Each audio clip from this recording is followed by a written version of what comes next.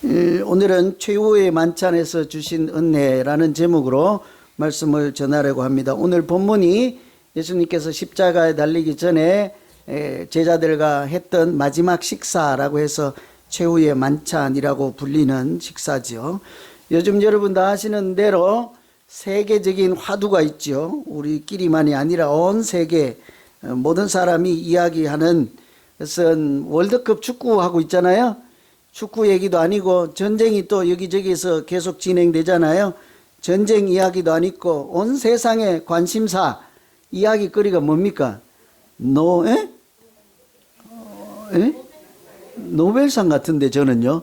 한국에서 노벨 문학상 우리가 생각하는 것보다 대단한 일이고 세계적으로도 난리가 났어요. 왠가 하면 다 일본과 중국에서 받을 것이라 천재 작가들이 있거든요. 아주 대단한 작가들이 받을 것이라 했으나 그런데 느닷없이 한국 사람 한강이라는 작가가 노벨상을 받았는데 처음 있는 일이에요. 아시아에서. 보통 영어권에서 이렇게 하잖아요. 이제 아시아에서 그것도 한국어로 쓴 책이 노벨상을 받고 또 여성으로 대단한 일이라서 모든 사람들의 자랑이 된 거죠. 그 책 보면 뭐 저도 자세히는 모르지만 그 평가하기를 poetic prose 그래요. 그게 두 개가 좀 상반된 표현인데 poet가 시잖아요. poetic 시 같은 표현으로 된 소설인 거예요. 그러니까 내용은 전체적으로는 산문, 긴 책인데 표현 하나하나 보면 굉장히 시적인 아름다운 표현으로 되어 있어요. 문체가. 독특하지요? 그런데 그 내용도 폭력, 지금도 전쟁이 있는 것처럼 가정이나 여기저기 사회적으로 갈등, 폭력 이런 것에 대해서 또 인간의 존엄성에 대해서 아주 통찰력 깊게 쓴 그런 책이에요. 그래서 저는 저도 잘 몰랐고 읽어보지 않았는데 노벨상을 받아서 해서 언처책인가를 제가 다 공부하고 연구하고 찾아봐서 노벨상이라 해서 얼른 아마존에 가서 영어로 번역 오래전에 돼서 The Vegetarian이라고 번역된 책 얼른 주문했는데 아직 안 와요. 다 팔렸는지 이제 돈만 뜯기고 말았는지 모르겠는데 그래도 지금 손꼽아 기다리고 있어요. 노벨상이니까 한번 읽어봄직하지 않겠습니까? 제가 이 얘기를 드리는 것은 이제 우리는 하나 받아서 난리잖아요. 5,000년 역사에 처음 있는 일이잖아요. 아주 그래서 이민사회에 있는 교포들이나 우리가 아닌 다른 나라에서도 대단한 일이라고 하고 하나 받았는데 따지고 보면요. 어떤 나라는 너무 많이 받았어요. 어딘지 아세요? 노벨상 하면 이 사람들이 다 차지하는 사람들 누굴까요? 유대인들이에요. 유대인들. 이 사람들은 너무 많이 받았어요. 인구적으로는 세계 인구의 2%밖에 안 돼요. 근데 노벨상은 23% 거의 3분의 1 이 사람들이 다 가져가요. 그러니까 세상 사람들이 좀 이상하게 생각을 할 거 아니에요. 저 사람들은 천재냐 뭐가 다르냐 인종이 다르냐 외계인이냐 별 생각 다 해서 진짜로 영국과 핀란드에 있는 대학들이 유대인 지능 검사를 하죠. 전 세계 180국 정도 검사를 했더니 이 사람들이 머리가 좋아서 그런 건 또 아니래요. 실제로 조사를 하니까 국민 평균 IQ 지능지수 있잖아요. 했더니 1등이 어디게요?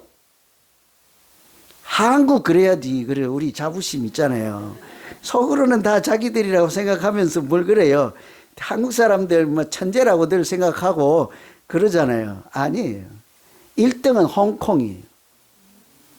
그래도 2등은 했습니다. 한국 사람들이 2등. 국민 평균 지능 지수. 근데 이 유대인들은 3등도 아니에요. 3등은 일본, 북한.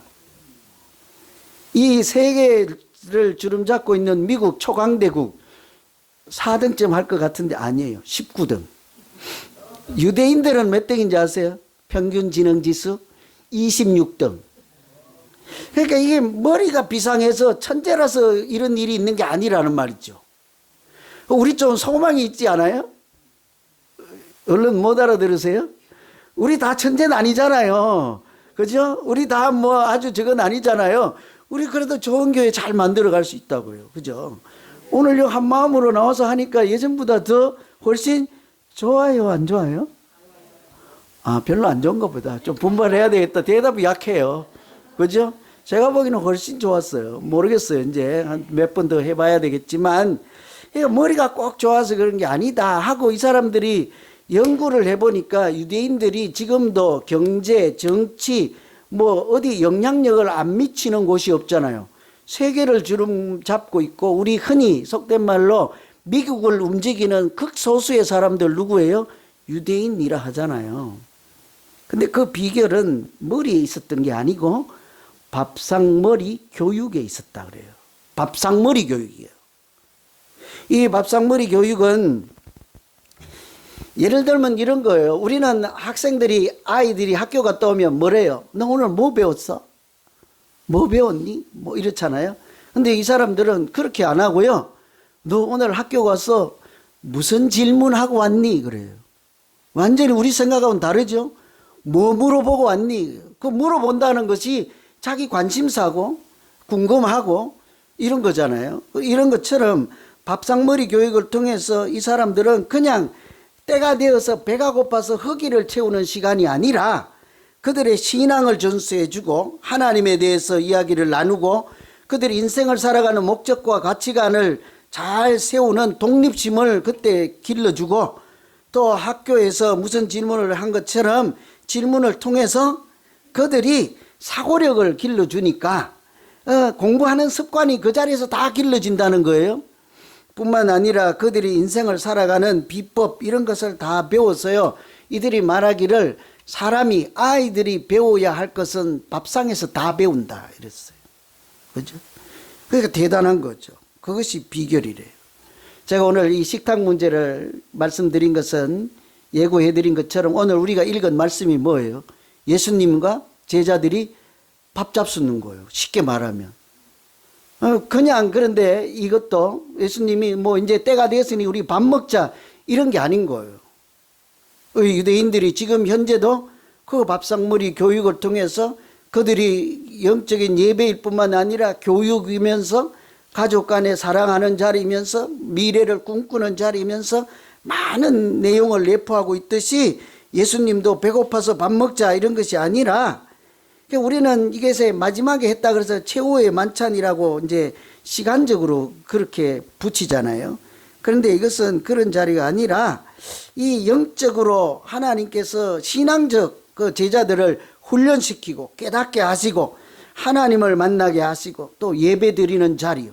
그러니까 축사하고 드시잖아요. 기도했다 이런 얘기니까 이 종합적인 자리인 거예요. 그래서 오늘 우리는 이 말씀 통해서 이 최후의 만찬을 통해서 하나님이 우리에게 무슨 말씀을 하시고 싶었을까? 이게 우리 질문이에요. 각자가. 성만찬에 내가 그 자리에 앉아 있었으면 무슨 교훈을 얻고 무슨 은혜를 생각할 수 있었고 하나님이 나에게 뭐라고 말씀하시고 부탁하실까? 이런 질문으로 오늘 본문을 읽을 수가 있는 거죠. 이 최후의 만찬 자리에서 예수님은 제자들에게 유월절 식사의 실체를 설명하고 보여주시죠. 조금 뭐 제목이 좀 더 쉽게 써야 되는데 하여튼 그런데요. 이것은 뭔 얘기인가 하면 26절에 보면 그들이 먹을 때 예수께서 떡을 가지사 축사하시고 떼어 제자들에게 주시며 이르되 받아라 먹어라 이렇게 이것은 내 몸이니라 말씀하시잖아요. 먹을 때라고 했는데 이 뭐를 먹느냐 말이죠. 왜 먹느냐 말이죠. 그래서 이것은 그 앞에 있는 말씀 19절에 보시면 유월절 식사라는 것을 금방 알 수 있어요. 예수님께서 제자들에게 유월절을 준비하라 이렇게 말씀하셔서 그들이 이렇게 같이 먹는다 하는 것은 유월절 식사를 함께 하셨다는 뜻이지요. 이 유월절 식사가 오늘 우리가 이 말씀을 흔히 아까도 말씀드린 것처럼 십자가를 달리기 전에 마지막이라고 해서 최후의 만찬, 시간적으로 마지막이라는 거죠. 그렇게만 이름을 붙이면 무슨 의미인지 얼른 와닿지 않아요. 그러나 절기 개념으로 이것이 유월절 식사이구나 하면 유월절에 대해서 조금만 알면 무슨 식사인지를 금방 눈치챌 수 있죠. 여러분 유월절이라는 말은 들어봤죠, 그죠? 들어보셨어요? 유월절? 아이고, 교회 다니는데 유월절을 안 들어보셨구나. 출애굽기에 보면 유월절이 나오잖아요. 출애굽기에 보면 이 사람들이 애굽에 살다가 가나안 땅, 약속의 땅으로 갈 때 마치 우리는 그냥 한문으로 출애굽 이렇게 하지만 실제는 어때요? 그 현장에 있을 그 당시는 탈출이에요. 탈출. 안 죽으려고 이렇게 도망 나오는 탈출.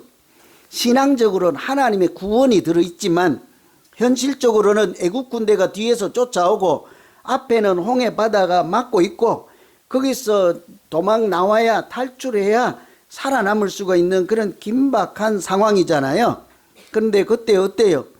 양을 잡아서 먹고 이렇게 식사를 하고 가야 되는데 너무 긴박하니까 밀가루 써서 밥하고 쌀 불려서 밥하고 이럴 겨를이 없는 거예요. 그러니까 밀가루를 발효시킬 시간도 없으니까 그냥 구워버리는 거죠. 그래서 발효시키지 않았다고 해서 무교병, 그건 또 하면 소주병 생각날라. 그냥 무교떡인 거예요. 발효시키지 않은 떡을 먹고 양을 잡긴 잡았는데 가마솥에 넣고 12시간 푹 꽈야 이제 진미가 나올 텐데 맛있을 텐데 지금 도망가야 되는데 언제 불 떼서 합니까? 그러니까 어때요? 그냥 불집혀서 대충 걸려서 태워서 구워서 서서 얼른 썬나물과 함께 먹고 도망을 가야 되는 거예요. 이게 출애굽이거든요. 그때에 그 양 잡은 피를 자기 집에 대문에 이렇게 문 설주와 임방에 사방에 발라 놓은 집은 죽음의 사자가 넘어갔다 해서 패스 넘어갔다요. 오버. 그래서 패스 오버 해가지고 유월절이라는 이름을 붙였거든요. 그 긴박했던 당시에 먹었던 식사의 이름이 유월절 식사예요. 한번 생각해 봐요. 하나님을 믿지 아니하고 하나님 말씀대로 그 어린 양의 피를 문에 바르지 않는 우리가 보면 우스꽝스러울 수는 있지만 그것이 하나님의 말씀인 거로 그렇게 한 집은 죽음의 사자가 넘어가서 생명의 구원을 받고 멸망해서 사망에 떨어지지 아니하고 구원을 받는 은혜를 누렸지만 옆집들 어때요? 애굽 사람들, 하나님을 믿지 않는 사람들, 그거 양의 피 발라봐야 무슨 소용이 있겠느냐 했던 사람들은 장자, 맏아들이 죽고 해서 온통 통곡 소리가 나고 난리가 나는 그런 틈바구니였잖아요. 그럴 때 자기 집은 어때요? 그 모두가 울부짖는 가운데 생명의 구원함을 받았으니 얼마나 감격적이고 감사하고 하나님을 찬양을 드릴 만한 그런 아주 감격적인 순간에 했던 식사란 말이죠. 오늘 예수님께서 십자가를 앞두고 있지만 이 식사가 바로 그런 분위기와 같다는 거예요. 단순히 떡을 먹어라, 잔을 받아라, 마시라 하지만 그것은 사실은 그 눈앞에 있는 떡이나 잔의 얘기가 아니고 누구에 대한 말씀입니까? 조금 있으면 십자가에 달려서 자기 몸을 찢어서 우리를 위해서 화목제물로 내어주시고 물과 피를 흘려서 보혈을 흘리심으로 우리는 평화를 누리고 나음을 받게 하시고 죄사함을 받게 하시는 그 십자가의 사건을 제자들에게 미리 이렇게 떡으로 보여주고 잔으로 보여주시는 말씀이 오늘 말씀이라는 거죠. 이 잔을 마시고 떡을 대할 때마다 우리는 사실은 예수님의 떡에 잔에 참여한다. 이 말씀은 그 십자가의 은혜를 함께 누린다 하는 뜻이죠. 예수님이 자기가 죽어주심으로 나를 살리셨다 하는 그것을 우리가 영적으로도 이해하고 마음으로 믿음으로 받아들여서 그 진리의 길에 들어가는 자는 하나님께서 죄사함을 얻고 구원을 얻게 하시는 줄로 믿습니다. 이게 지식적으로 어거지로 되는 일이 아니라 하나님께서 제자들에게 떡을 넣고 잔을 넣고 설명해 주시고 말씀하신 것처럼 유대인들이 밥상머리에서 자녀들에게 신앙을 전수해 준 것처럼 성령 하나님께서 오늘날 우리가 떡을 떼고 잔을 뗄 때도 십자가에 달리신 예수님이 현존하셔서 우리를 영적으로 보게 하시고 깨닫게 하심으로 오늘 우리가 이런 믿음의 길에서 하나님의 자녀로 살아가게 되는 줄로 믿습니다. 그때 그 예수님의 심정이 어떠했을까요? 금방 십자가에 달리실 그 마지막 식사인데 그 생각하면 얼마나 원통하고 고통스럽고 아쉽고 그래서 눈물로 먹어야 되는 식사 자리이지 않겠습니까? 마지막 식사이니까요. 그런데도 이것은 옛사람에서 새사람으로 거듭나게 하시는 소망이 있는 자리.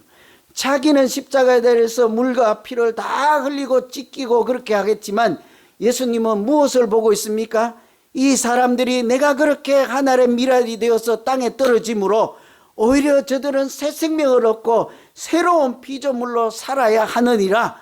너희는 이제 십자가만 보고 도망가는 사람이 아니라 오히려 고개를 들어 눈을 들어 하나님을 향하여 꿈을 꾸고 소원함을 가지고 믿음으로 살아가야 하느니라.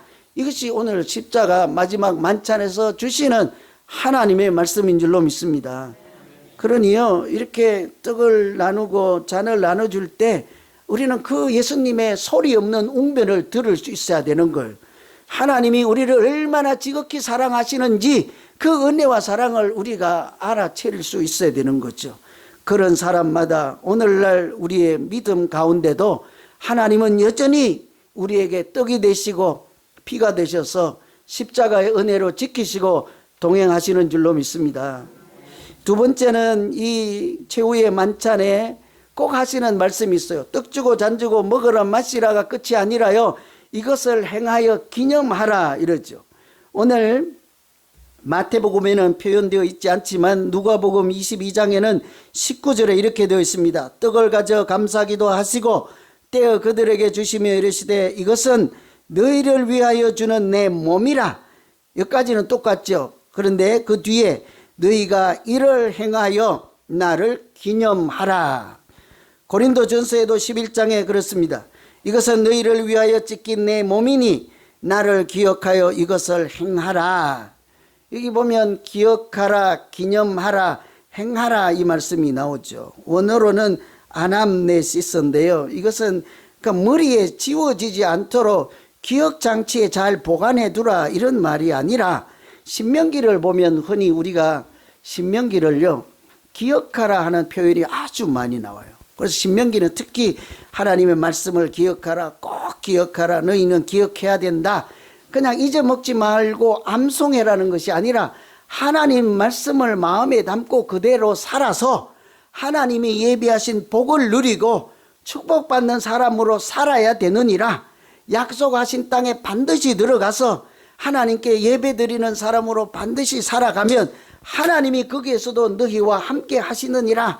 그래서 꼭 믿음으로 살라 이런 말씀이거든요. 여기서도 행하라, 기억하라, 기념하라는 그런 실천적 교훈, 명령을 주시는 말씀인 거예요. 예수님께서 제자들에게 떡을 이렇게 떼어서 나누어 주잖아요. 사실은 그 떡이 아니라 무엇을 떼어주는 거예요? 속으로 예수님은 무슨 생각을 할까요? 십자가에 달려서 자기 살찜이 떨어져 나갈 것을 생각하고 창에 찔릴 것을 생각하고 자기 몸이 하늘의 미랄로 땅에 떨어져 이렇게 희생되는 제물로 드려질 것을 지금 생각하면서 주시는 거잖아요. 그러니 떼어주시는 것처럼 우리도 그 최후의 만찬에는 하나님이 떼어주시는 것처럼 우리도요, 이것을 떼어줌으로 너희가 받은 그 사랑과 은혜를, 그 감동을, 그 믿음을 세상 사람들에게 떼어주며 나누라 하는 뜻이 있거든요. 그래서 예배 중에, 가톨릭은 요즘에도 그렇습니다만 예배 중에는요 반드시 성찬식을 같이 하게 되어 있습니다. 기독교라고 하는 것의 핵심 요소가 뭔지 아세요? 두 개가 있어야 기독교라고 해요. 개신교라고 해요. 두 가지가 뭔지 아세요? 상식인데요. 온전하고 건강한 교회 인간은 말씀과 성찬이에요. 하나님의 말씀이 있어야 교회인 거예요. 성찬이 있어야 교회인 거예요. 그것을 다른 표현으로 하면 하나님의 말씀이 있고 십자가에 참여함이 있어야 제대로 된 믿음이라 하는 것과 같은 것이죠. 그냥 입으로 들어가는 떡 이야기가 아닌 거예요. 그래서 오늘날 우리는 간혹 절기나 그럴 때만 성찬식을 하지만 옛날에는 예배 중에 항상 성찬식이 있어서 가톨릭에서는 요즘도 예배를 뭐라고 그래요? 미사라고 그러잖아요. 그죠? 다 이 성찬신과 관련된 표현인 것이죠. 그래서 오늘 사실 우리도 예배 끝나면 12시에 뭐 합니까? 여러분 다? 식사하잖아요. 1번, 12시가 배꼽시계가 다 돌아가서 배가 고파서 먹는다. 2번, 이것은 성찬식과 같은 의미로 하나님께서 주신 은혜를 나누는 자리다. 몇 번이십니까? 그런데 왜 서로 많이 잡수려고 싸우시고 먼저 잡수려고 싸우시고 하나님의 은혜는 안 하고 때로는 기도도 안 하고 잡수시고 그러십니까? 그 예배 드리는 자리예요. 예배 드리는 자리. 거기는 그냥 배고파서 먹는 자리가 아니에요. 저는 9시에도 한 번 먹었는데 주일날은 꼭 12시에도 또 먹어요. 3시간 밖에 안 됐는데 뭐 소화가 됐겠습니까? 이제 용서하시고 들으세요. 연로해져 갖고 위장 기능도 없는데 무슨 소화가 3시간 만에 되겠어요. 그래도 먹는 것은 뭐예요? 같이 은혜를 나누는 거예요. 그날 가장 누가 상실한 마음이 있는 사람 옆에 앉아서 제가 밥을 먹는 거예요. 제가 어디에 앉아 있으면 아이고 쟤만 이뻐해. 그렇게 뒤에서 항상 그런 게 들려요. 그런 소리 하지 마세요. 제가 볼 때는 내 눈에는 그 사람이 오늘 하나님의 은혜가 가장 배고픈 사람이요. 마음이 가장 상한 사람이요. 여러분은 몰라도 어젯밤에 나랑 통화하면서 오늘 교회 안 올까 한 사람이에요. 그 사람. 그 은혜를 나누는 자리예요. 하나님이 주신 사랑을 나누는 자리예요. 그래서 이 최후의 만찬은요. 오늘날 너희가 이것을 기념하라 행하라 하는 것은 머릿속에 그냥 저장해두고 잊어먹지 마 이게 아니에요. 오늘날 또 떡과 잔을 나눈 것처럼 십자가의 그 은혜를 마음에도 기억해야 되지만 네가 받은 그 사랑과 감격을 옆 사람에게도 나누어 주어서 그도 하나님을 만나고 하나님 안에서 살아가라 이런 얘기인 거죠. 뿐만 아니라 고린도전서 11장에 보면 이 성찬에 대해서 하시는 말씀이 있는데 꼭 기억해야 되는 말씀이니까 잘 들어보세요. 너희가 이 떡을 먹으며 이 잔을 마실 때마다 주님의 죽으심을 오실 때까지 전하는 것이니라. 그래서 이 성찬은 우리에게 기념하라 행하라 하는 것은요. 땅끝까지 가서 복음을 전하라 하는 말씀이기도 한 거예요. 여러분 우리가 복음을 전할 때 가서 예수 믿으세요. 누구든지 주 예수를 믿으라. 그리하면 너와 내 집이 구원을 얻으리라. 말씀을 선포하기도 하지만 때로는 가서 아무 말하지 않고 성찬을 같이 나눈다고요. 왜 그렇습니까? 그들도 그 떡을 통해서 십자가의 은혜에 같이 참여하고 잔을 마시면서 예수 그리스도의 보혈의 은혜에 같이 참여하는 순간에 하나님께서 그 자리에도 임재하시고 그들에게도 하나님을 생각나게 하셔서 하나님의 자녀로 살아가는 길을 열어주시겠다 하는 약속의 말씀이기 때문입니다. 그죠? 그래서 그렇게 성찬식을 행하라, 기념하라 하는 것은 땅끝까지 가서 그 예수님의 십자가를 전하라 하는 것이죠. 향유옥합을 깨뜨린 그 여자를 뭐래요? 우리가 예수님이 좋은 일을 하였다 하고 복음이 전파되는 곳마다 기억하라 그러죠. 그건 뭐를 기억하래요? 이 여인이 행한 일을 기억하라 하는 거예요. 뭐겠습니까? 향료를 깨뜨려 드림으로 이분이 예수 그리스도입니다 했던 그 행동을 복음이 전파되는 곳에 가서 전할 때마다 하나님은 그 여성의 믿음도 사람들에게 알려지고 기억되게 하시겠다 하셨잖아요. 오늘 우리도 마찬가지인 것입니다. 성찬을 통해서 최고의 만찬처럼 예수님과 마주 앉아서 밥상머리 교육을 받기도 하고 그 떡과 잔을 통해서 십자가 은혜 보혈 아래 나아갈 때 하나님은 우리 믿는 자에게 하나님을 다시 생각나게 하시고 은혜를 날마다 새롭게 하시기를 간절히 소망합니다. 우리뿐만 아닙니다. 우리가 또 그렇게 할 때 낯선 곳에서 할 때 하나님은 그들의 양심에도 지금 현재는 하나님 없다 하는 그들의 양심에도 하나님을 생각나게 하시고 그들로 십자가 아래에서 하나님과 합평케 하시고 예수 믿는 우리들과도 하나 되게 하셔서 온 세계가 하나님의 가족으로 거룩한 나라로 이 땅에 하나님 나라를 세워주시는 은혜가 우리를 통해서 충만하기를 간절히 소망합니다. 기도하겠습니다. 하나님 아버지, 예수님과 더불어